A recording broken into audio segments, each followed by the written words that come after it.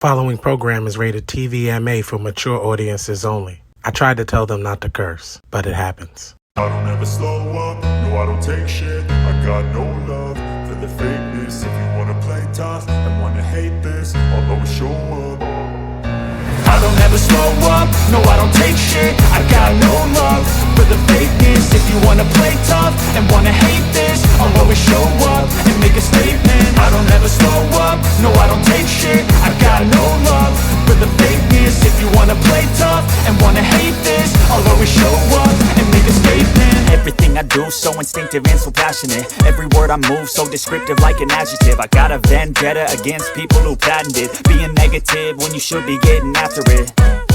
I got facts over tracks, this and that spit. Welcome back. It's your guy Dan the Statement, and this is your Monday Night Raw review for May the 19th, 2025. Did I enjoy tonight's show? Absolutely. I enjoyed it. We were doing a watch along on Twitch. Let's just get into it. Basically, the first thing that happened was Logan Paul started the show. He come out. He wasn't booed automatically. They allowed him to talk, but it also sounded like WWE took the attendance volume and turned it down. Logan Paul basically said that, for 3 weeks he's laid out Jey Uso. And he's not wrong. He's not wrong. He has. He's sucker punched him 3 weeks in a row. And this Saturday, he's going to win the World Heavyweight Championship. Then Gunther's music hits, and I'm sitting there thinking with the guys, are they really going to turn Gunther face now? Or that's what they're trying to do? Not sure. Basically, Gunther pulled Paul in to a false sense of some kind of friendship, camaraderie, all this good stuff. He asked Logan Paul how he felt about WWE in this sport. He goes, it's a business. I'm all about business. Gunther said, that's good. That's good. It's personal to me. So, I'm going to take that title away. So if a YouTuber wins it, I'm going to take that very personal. And pretty much says it. After Jay gets done with him, he's taking the title. He gets out of the ring. Logan Paul is trying to lure Gunther back in because Logan wanted to hit him. And Gunther just laughed. No music, no anything. All of a sudden you see behind him, Jey Uso sneaks in. Paul turns around and gets a super kick. And of course, Jey, being Jey Uso, says, this Saturday, I'm going to beat you. And he goes, and then after that, I'll see you at Money in the Bank. He goes, 4 letters, 1 more. Yeet. Ends the segment. I thought it was a good way to start the Raw. And I'm honestly happy about the whole Jey not coming down the Concorde and wasting 20 minutes of the show. I really am. Next, we got probably one of the best matches of the card tonight. We got AJ Styles and Penta taking on Finn Balor and JD McDonough of the Judgment Day. I hope they do not make this a reoccurring theme with Penta and AJ Styles. For tonight, it was great. They even had matching attire. And everyone loves Penta. Penta's super over. AJ's always been the GOAT inside of the ring when it comes to technician. Everywhere he goes, TNA, Ring of Honor, New Japan, AJ's always been AJ. And he always does great. He's a good performer. It's kind of hard for AJ not to have a great match. So, with that being said, this was a great match. We all knew that AJ and Penta were not going to win this. And it was a long match. They got their shit in. And there was an injury scare in this match with Finn Balor and Penta and AJ. JD went to go do his moonsault, and Finn got pulled over, and then JD landed on his knee, and he went to grab it, and he screamed, and I was like, oh shit, please no, not another injury. Good thing it was just Finn selling the fake injury for the story. The Judgment Day picked up the W here. I knew that was going to happen. I think everyone predicted that was going to happen. It needed to happen. The Judgment Day have been taking too many L's lately, and this is just going to prolong the Judgment Day drama, and more of that happened in the show. Next we had, I'm looking at my notes so you guys don't think of that, we had a Money in the Bank women's qualifier triple threat. It was Natalya versus Roxanne Perez versus Becky Lynch. And Natalya has been doing other work outside of the WWE. She was in the news this weekend for slapping a fan. It was a work, people. Slapping a fan at a show. Becky came out first, and believe it or not, in Greenville, South Carolina, Becky got a pop. To be in the heel, she got a pop.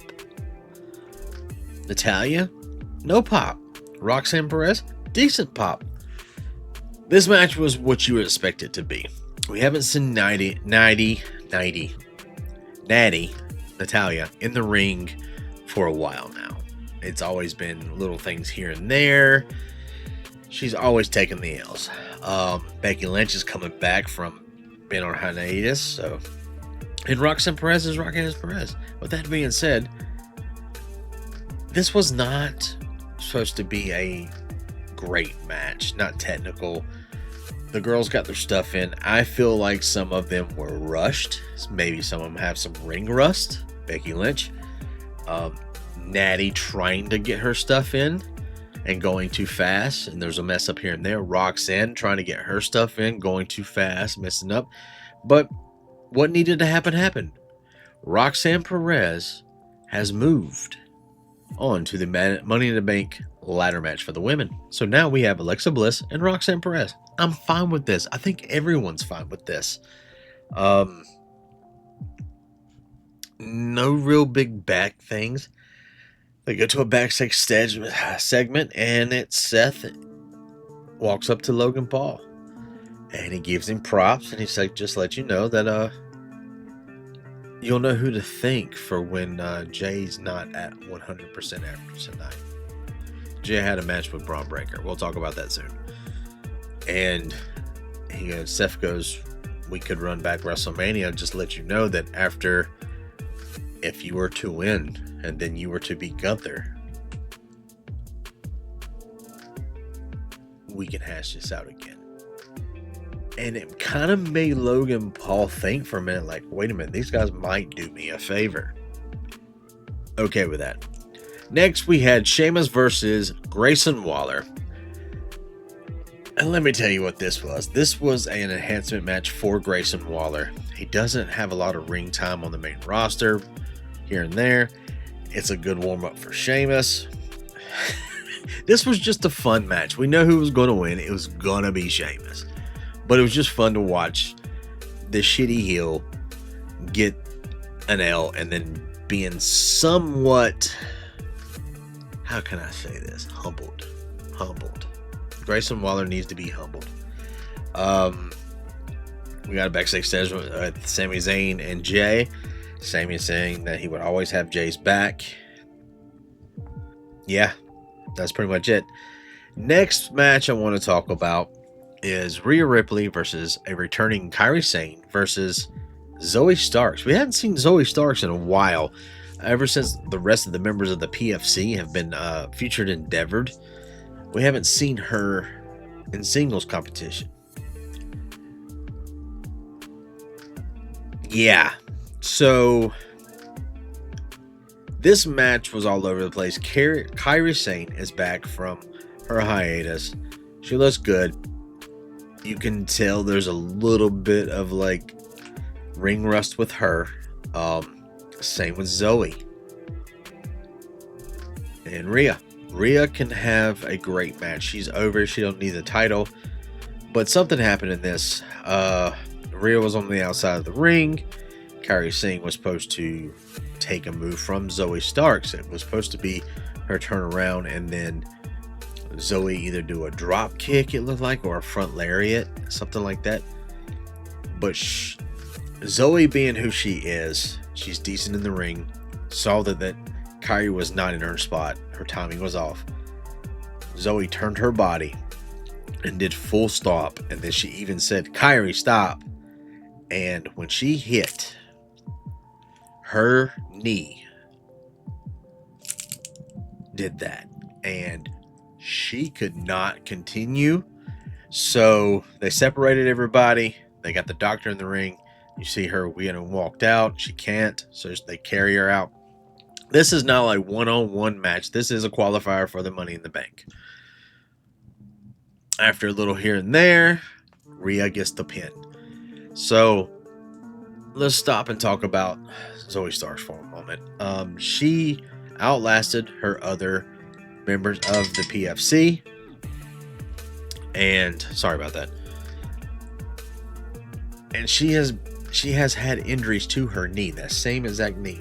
She's had surgeries. She's going to be out for 9 to 12 months. And unfortunately, this is like her second to third injury on that one knee. I have a feeling that after about 9 months, she's going to get featured endeavored as well. I hate that for her. I think she's a good talent. I think she's a good character. She has good stories about her life. It just sucks when someone gets injured and they have no control over it.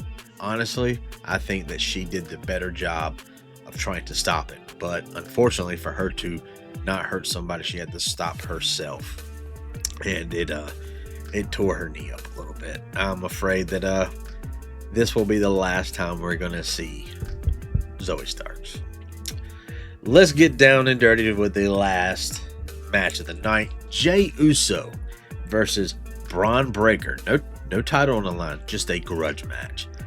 I love this match. Jey is good with the fans. He's very popular. He's over. I do enjoy him as World Heavyweight Champion. I think he deserves it. He's done this for a while. Some people say he's not believable or he's tarnished in the title. I say fuck that. I think he's doing a great job. Braun Breaker's a fucking monster, and I love him. This match was not about wins or losses. This was about maiming Jey before Saturday night's main event. At one point, Jey was getting the upper hand a lot, and he went to go do a dive to the outside, and Paul Heyman grabbed his leg and stopped him. Of course, Jey gets out of the ring. For some reason, Paul takes off his blazer and then does this little number. And I'm laughing. But then I'm like, oh shit, Braun Breaker, he's going to move right out of the way at the great time, and he's going to get fucking super speared. No. Seth Rollins comes from behind, starts beating up on him. Also, Seth, wear a fucking belt. We don't want to see your crack. The jeans are tight enough. They commence to beating on Jey. Then Sami Zayn comes out, tries to even the score. It's a numbers game. And then people just start chanting CM Punk. And it is fucking loud. Being originally from South Carolina, I can tell you that this is not a bad thing. People love Punk. They love wrestling down here, so they're going to be into it. But they cut Punk's music off and the crowd continued to sing. Yeah, of course, this song has been around since the fucking 90s or early 2000s, so most people know the words. But Seth versus Sammy, and then Braun versus Punk going through the crowd. We just got to beat up. Just throw down. And then Jey's in the ring, has his title. All of a sudden, Logan Paul knocks him again. And that was the end of your Monday Night Raw.